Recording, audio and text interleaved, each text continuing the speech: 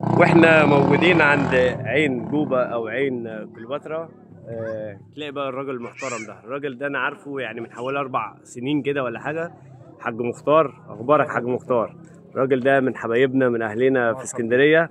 مرحبتين بالغالي، الله يحفظك، تسلم. طبعا يجي راجل يعني بيمسي عليك بالتمر، وما شاء الله عنده يعني حاجات هاند ميد ومشغولات خوص واعشاب وتمور. تمور ما شاء الله. طبعا حاج مختار، تقولي للناس اللي جايه وكده يعني؟ دول مستنيينكم تنورونا وتستمتعوا بالجو الطبيعي بتاع سيوة، والطبيعة خلابة ما شاء الله. وجمال التأمل والطبيعة طبعا. طبعا. تنورونا بإذن الله. ايه بقى اللي تتميز عندك بقى من المنتجات؟ يعني عايزين نقول للناس تعالى هنا موجود ايه متميز عند عم مختار يجوا يجيبوه. وطبعا الراجل ده ما شاء الله بيوصل لكل مكان. لسه ولا غيرت؟ بعت لي انت قبل كده حاجات على القاهره، وراجل بصراحه عنده مصداقيه. واللي اشهد له بالحق في الفيديو ان الراجل ده ميزانه كان بيزود على الميزان عشان الحاجه تطلع تجي لي صحيح. وده حقيقه انا لاحظتها. بعت لي تمور، ونتمنى تكون عجبتكم. الله يبارك لك. لا ما شاء الله كانت منتجاتك جميله، وخدنا منك شويه مربات اللي هي اللي تتميز بيها سيوه، زي مربة الكركديه ومربة الكركديه ومربة الزيتون ومربة ايوه القرع ومربة تعالى كده عشان الاضاءه. مش حتى الخضروات بنعملها هنا مربات، في مربى بدنجان، مربى كوسه، مربى بنجر. مربى البتنجان دي هل تبقى حلوه؟ يعني الناس هتستغرب اكيد، يعني انا عارف. يعني شبه منشط او مقوي كطعم عام، مقوي الجسم عام. كطعم بقى؟ كطعم لا، طعم مسكره وجميله جدا. مسكره وجميله جدا يعني. ما شاء الله سبحان الله يعني. بيبقى فيها قطعه قرنفل وقطعه قرفه، تديها نكهه جميله جدا. القرنفل والقرفه بيميزوا اي حاجه، بيرفعوا الطعم بتاعها بصراحه، حاجه جميله.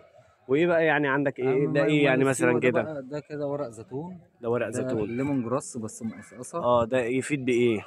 الليمون جراس دي علاج لخشونه المفاصل والالام القطنيه والعمود الفقري. ما شاء الله ما شاء الله.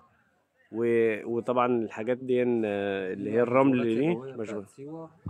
والشغل الفخار. هل في حاجه بتتعمل مخصوص باسامي معينه كده ولا؟ من شهر 11، من بدايه 11 من بدايه 11 هنا اخ من الشرقيه.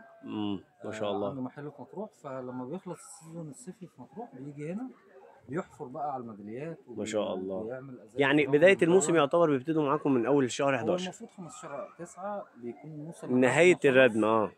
فبنبدأ على موسم السياحة الداخلية. تمام. فموسم السياحة الداخلية هو لسه بس متأخر شوية. علشان انشغال الناس ببداية الدراسة وكده. أيوه حقيقة. يعني الحمد لله إن في رواج بقالنا يومين أهو علشان ما شاء الله شايف. أكتوبر. ما شاء الله. كل سنة وحضرتك طيب. وحضرتك طيب، الله يبارك لك يا حاج مختار. وأنا سعيد واتشرفت جدا بلقائك، وأنا جاي يعني بتمنى ان انت تكون لسه موجود نسلم عليك، لان حقيقه راجل. انا بعد ما مشيت من هنا اولا نذكره بصراحه، نسيت تليفوني هنا وراح جابهولي لغايه هناك عندي، ونزل ملالي جيركن من عين كليوباترا. ايوه. والراجل بصراحه ما قصرش معانا بصراحه. خدنا منه حاجه اللي هي الحنظل اللي هي المفاصل فعلا. ايوه. بص ده بصراحه يا جماعه كان حاجه يعني سحريه كده للموضوع المفاصل والركب. ده عن تجربه حقيقي في المكان انا خدتها. استخدام ليها قبل النوم علشان اللي يدهنها ما يتعرضش للهواء. ما شاء الله. ودايما كان يقول لي خد ده وما تاخدش ده. يعني الراجل عنده امانه عاليه جدا. نسيب رقمك بقى يا حاج مختار. ايوه تحت امرك. 010-9-283-1163. نعيده تاني عشان معلش. 010-9-283-1163. تمام يا حاج مختار، واتشرفت جدا بيك. اخوك فتحي مهران، وانا اتشرفت جدا بيك وسعيد بلقائك والله. طبعا يا جماعه قدام العين كليوباترا اهو زي ما انتم شايفين كده على طول. تعالوا، والراجل ده مش هيقصر معاكم. لو عايزين حاجه للقاهره هيبعت لكم لغايه عندكم، ما تقلقوش. الراجل امان وعلى ضمانتي انا الشخصيه يعني. الله يبارك لك يا حاج مختار. مع السلامه. مع السلامه.